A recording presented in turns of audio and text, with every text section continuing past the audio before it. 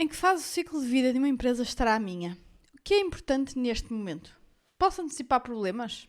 Neste episódio vou falar das várias fases do ciclo de vida de uma empresa, de startup à maturidade. Olá Business Lovers, o meu nome é Andréa Rocha, sou Business Coach especialista em gestão e administração de negócios e este é o Business After Hours.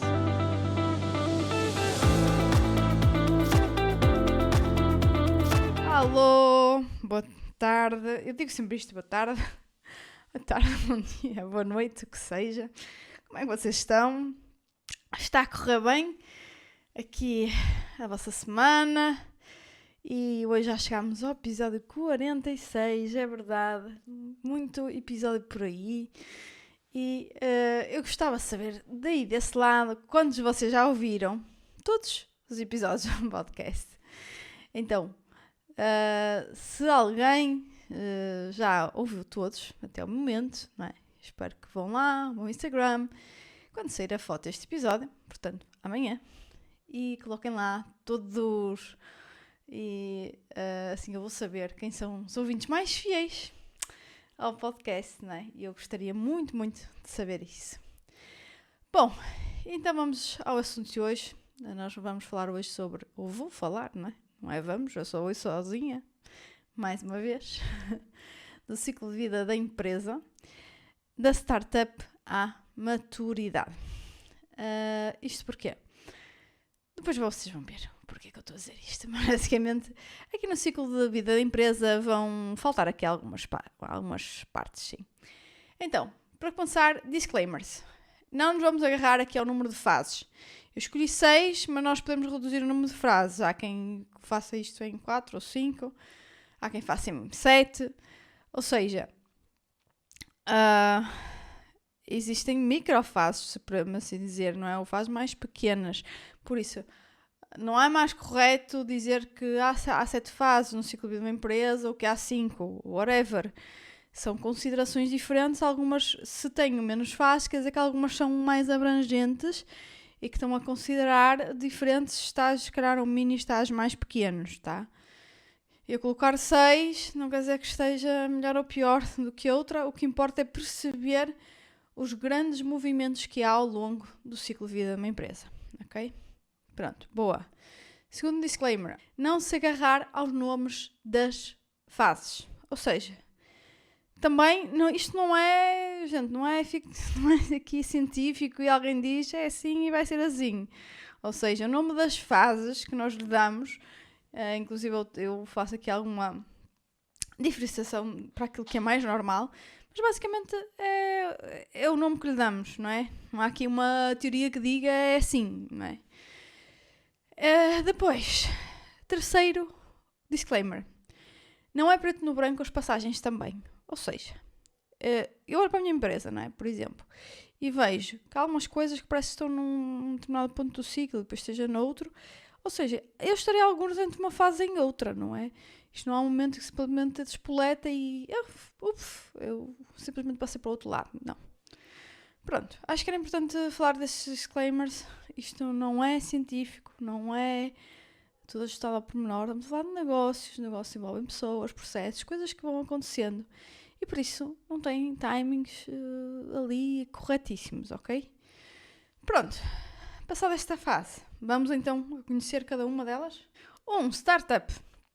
O grande desafio nesta fase, esta primeira fase de todas as empresas, não é? É o estilo startup. Então aqui o grande desafio é criar um fluxo de caixa que mantenha o negócio em ação. Basicamente manter aqui o bicho vivo, o animal vivo, muitas vezes digo isto. Talvez seja a parte mais dura de ter um negócio, ou se não a mais. Há que montar um negócio do zero e o esforço que se faz para montar algo do zero é muito superior a pegar num determinado patamar e depois levá-lo para outro. E temos que lutar diariamente para mantê-lo vivo. A mortalidade das empresas nesta fase é muito elevada. 40% das empresas não passam no primeiro ano e 80% não passam nos primeiros 5 anos. Por isso, temos 2 desafios principais nesta fase. Assegurar que há sempre dinheiro suficiente para continuarmos em frente. 2, conquistar de forma sustentada o nosso espaço no mercado. Além disso, é importante que atingir essa estabilidade financeira aconteça antes de esgotar os nossos recursos iniciais, não é? Até porque, nomeadamente em Portugal, nós não temos provavelmente aí empresas venture capital a fundar todo e qualquer negócio, não é? Então é bom que tenhamos bem noção disso e isso esteja bem equilibrado. Depois, focarmos em resultados é essencial. No início não importa tanto como é que são as minhas instalações, onde é que eu estou, onde é que o meu escritório está aqui ou ali, naquela zona fancy, os processos, ou fazer tudo by the book, tudo direitinho, ter as coisas todas em ordem, muito zelo pela imagem. Para mim, claro que isso é importante, mas numa fase inicial do negócio, e isso pode ser anos, importa é viabilizar o negócio. É manter a estrutura mais magra possível, mais lean possível, com custos muito controlados e estar focados nos resultados e no ciclo de crescimento do negócio. Isso é o determinante. Acredito num negócio nesta fase é sobre encontrar uma fórmula para servir o mercado. É sobre flexibilidade. Nós devemos adaptar a nossa proposta de valor ao que o mercado quer, em vez de continuarmos apaixonados por uma solução que ninguém quer. Tá? Não é... O que vende é aquilo que o consumidor pretende, não é aquilo que está na nossa cabeça e no nosso coração. Depois, preparar um business plan é importante e que ele tende a ser conservador pessimista. O que eu quero dizer com isto? Não pensar que nós vamos vender logo tudo a todos e whatever, porque, acima de tudo, se nós tivermos uma posição mais conservadora, mais pessimista até, como normalmente os financeiros costumam dizer, e eu concordo, tudo que vier daí para a frente é bónus, não é? É bom. Eu vou conseguir ainda lidar melhor. Agora, se eu me preparo para um cenário extremamente positivo e aquilo não acontece, quais são os planos de contingência? Não tenho, não é? Os planos de contingência são muito diferentes. Então é mesmo importante que o business plan se tenha em consideração fatores realistas, mas mais para o conservador pessimista, ok? E depois, se as coisas forem melhor, tudo ótimo. Melhor ainda. Nesta fase é também importante aprender a vender. Encontrar a fórmula de vender o nosso produto ou serviço. Basicamente estamos aqui a afinar, a limar as arestas do nosso business model. Muita gente nem sequer pensou nisto na primeira fase. Né? Aprimorar o business model, aprimorar a proposta de valor. É disso que estamos a falar na fase 1. Depois, 2, crescimento. A curva de vendas ganha uma inclinação muito acentuada. Nesta fase crescemos e muitas vezes não sabemos exatamente como nem porquê. E temos até medo de perguntar. As coisas parecem estar a correr muito bem e é melhor não mexer muito, que aquilo até temos, não é? Que até temos medo que aquilo comece a falhar. Tudo se organiza para se poder vender cada vez mais e entregar aquilo que se está a vender. Também tendemos a acumular alguma gordura. E isto o que é que acontece, não é? Porque o aumento significativo das vendas obriga a um investimento que potenciará desperdício, não é? Acontece muitas vezes o descontrole dos custos. Pensamos que vai crescer sempre assim. Muitos empresários pensam, isto agora é só dinheiro, só dinheiro aqui na minha conta, exagera-se nos custos, nos investimentos, até se confunde gastos pessoais com investimentos empresariais, confunde-se o que é na realidade um investimento e, acima de tudo, confunde-se vendas com lucro e com fluxo de caixa. E é isso que coloca em risco a sobrevivência do negócio ou prosperação. E por isso é que nós temos aqueles factos dos falhanços das empresas ao longo de... que morrem ao fim de 1 ano e de 5 anos. Né? Principalmente as que não morreram, e a gente até pensa, mas se sobreviveram a primeira fase, há grande probabilidade de sobreviver a segunda. Depende. Às vezes é muito pior. Porque nós começamos é como aquela pessoa que ganha Euromilhões e que de repente fica numa situação pior do que antes de ter ganho. Porquê? Tanto viu-se com dinheiro, não é? Sem a mentalidade certa e acabou por se colocar num buraco mais fundo do que estava. Porque o dinheiro também potenciou isso. Ou pudesse ter maior poder de compra e de crédito para que isso acontecesse. Bom, e agora passando ao ponto 3, que eu chamo aqui de fortalecimento. Então, aqui é a etapa em que o empresário percebe que este jogo não é só sobre aumentar as vendas, ok? Mas também é sobre a capacidade de gerar lucro e fluxo de caixa. O aumento significativo das vendas tem como consequência o aumento da complexidade. Mais colaboradores, mais ativos, mais investimento, processos mais sofisticados, mais fornecedores, mais clientes, mais produtos, whatever, mais desafios. Nesta altura é crítico manter uma grande atenção nas vendas, como forma de alimentar o crescimento do negócio e colocar o foco principal no lucro. Muitas empresas acabam por cair aqui e nem entendem muito bem porquê, não é? Porque temos realmente grande aumento, não é? De vendas, mas falta a palavra mágica, lucro e caixa para sustentar o crescimento. Aplicar processos nesta fase é essencial. Temos de ser mais lean, eliminar o desperdício que eventualmente se acumulou até aqui, emagrecer o que for necessário. Os processos vão ajudar a diminuir a complexidade. Se isto for juntamente com uma equipa eficaz, eficiente e com senso de cultura certo. A maioria das pessoas foge dos processos, mas a verdade é uma. O crescimento traz complexidade e a única forma de gerir é sistematizar. Eu via muito isto quando trabalhava com alemães, isto ao contrário, quero dizer. Ou seja, pessoas que adoram processos, pessoas que adoram previsibilidade, consistência.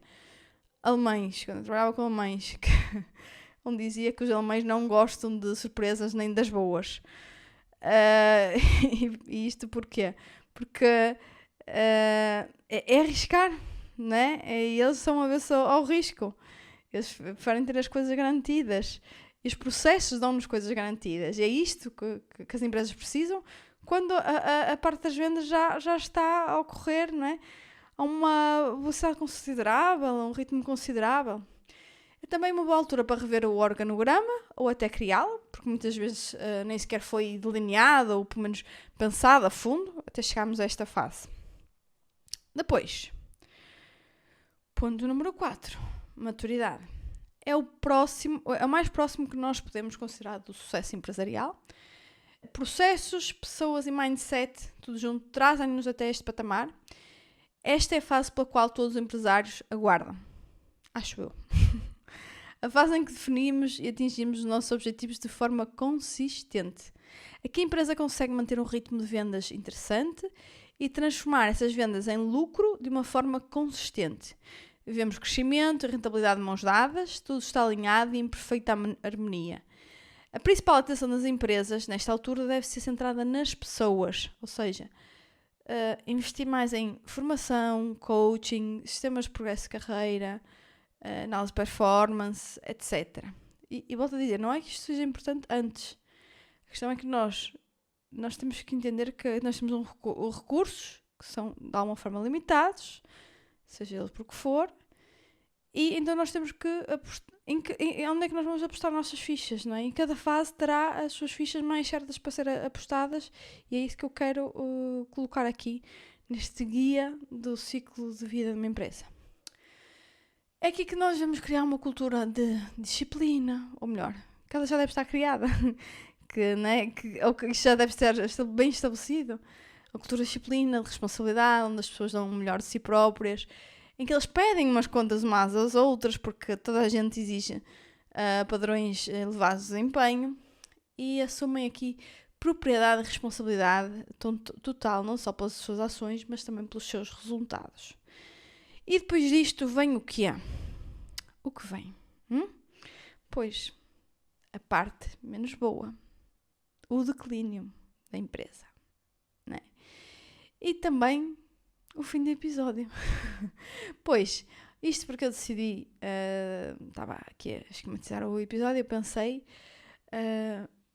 já ia colocar tudo até ao fim, a parte do declínio também, e pensei, não, mas isto aqui vai ficar muito longo, vai ficar muito denso, então se calhar, por duas razões, para deixar aqui o suspense, e também para que as pessoas tenham tempo para assimilar, vamos dividir isto em dois. Então vamos aqui a fase até aqui ao apogeu da empresa, à maturação, à parte que ela mais se desenvolve, aqui ao que se pode considerar o maior sucesso empresarial, e depois vou colocar outra parte do episódio na parte do declínio e da morte da empresa. Mas pronto, depois disso falamos então no próximo episódio. Assim ficam a pensar já nas próximas fases. Eu prefiro fazer assim episódios nem muito curtos, nem muito longos. São muito longos, é muita informação de uma só vez, ainda por cima ouvida não é a mesma coisa do que, não é? Estar a explicar, estar a escrever, é diferente. Mas também não é daqueles podcasts para que se ouça num sopro e já foi. Então, se querem saber as fases seguintes do ciclo de vida das empresas, fiquem atentos porque na próxima semana já falarei sobre isso. E assim chegámos ao final de mais um episódio do Business After Hours. Espero que tenham gostado. Obrigada por estarem a ouvir. Espero ter-vos no próximo episódio. E já sabem, este episódio na plataforma que estão a ouvir podem e devem, e eu gostaria muito que vocês classificassem. Se ainda não fizeram, please, são 5 segundos. Nem sei, são os segundos. Simplesmente só precisam de ir lá, colocar nas estrelinhas. Podem ir ao meu Instagram e partilhar a foto do podcast com alguém, ou até nos stories. Até para que as pessoas também fiquem a pensar, venham aqui ouvir o episódio e pensar, e agora, o que é que vai acontecer? Não percam o próximo episódio, porque eu também não. Até lá, stay tuned.